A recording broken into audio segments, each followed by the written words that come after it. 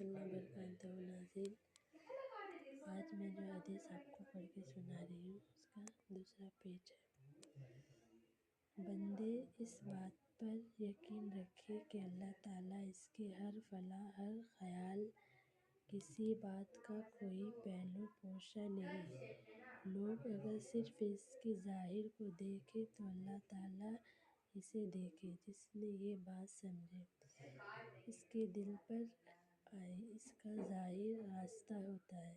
انسان اگر اس بات پر یقین رکھے کہ اللہ تعالیٰ اس کا ظاہر بے وطن اور ایمان، پھر اس کی معافیت و بڑا بے شرم تخلیقی کے لیے یہاں رجحان دیتے ہیں۔ فکر آخرت و معافیت 3 واقعہ بھی ہے۔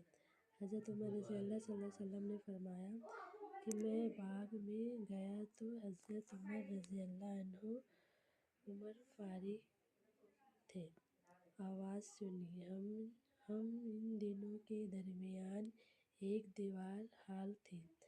وہ کہہ رہے تھے کہ عمر خطیبہ کا بیٹا ام المومنین حضرت عائشہ رضی اللہ عنہا جب کسی قبر پہ تشریف لے جاتی ہے تو روتے رہتی ہیں۔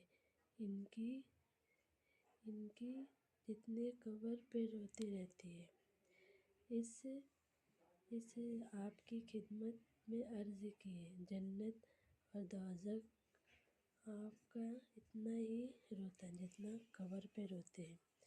حضرت عائشہ رضی اللہ عنہا نے فرمایا کہ اس کی حکمت کیا ہے؟ آپ نے فرمایا، میں نے نبی کریم صلی اللہ علیہ وسلم سے سنا کہ قبر آخرت کی سب سے پہلی منزل ہے۔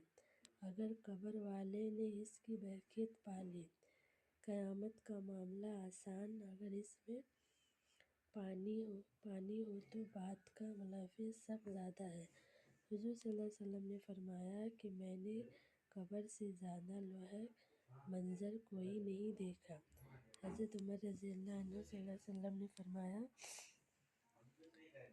وسلم نے فرمایا کہ میں خدا کو گواہ بنا کر کہتا ہوں کہ میں نے مومن حضرت علی رضی اللہ عنہ کو کئی مرتبہ دیکھا۔ رات کی تاریکی میں آپ نے معافیت درس مبارک تھے، ایسے بے چین بیٹھے ہوئے تھے کہ گویا